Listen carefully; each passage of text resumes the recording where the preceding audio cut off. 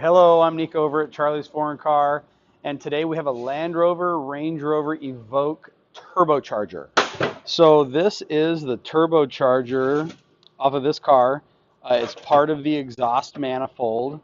So we have the exhaust manifold. It's a 2-liter 4-cylinder exhaust manifold bolts right up here.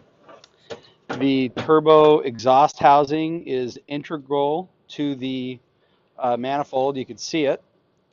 And then on this, then we have the charge side over here.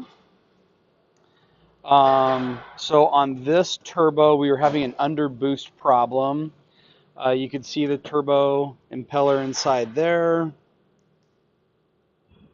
There's not too much play in this one, just about the normal amount of play, maybe about a 1/16 of an inch up and down.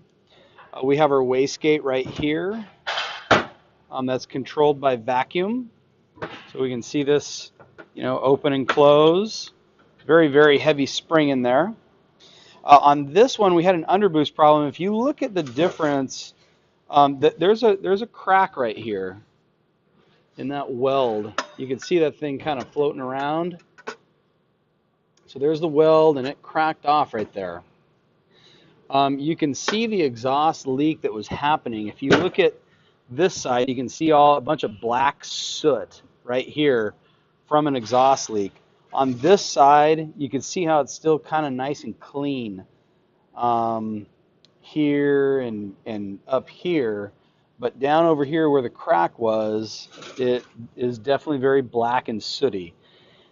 Without the exhaust pressure from the manifold being directed into the turbo housing right here, it will lose the ability to spin this impeller right here, which will then lose the ability to spin this side and produce the boost that is needed.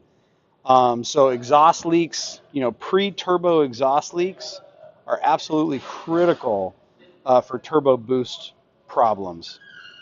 So that's pretty much it. Here's a 2-liter turbo.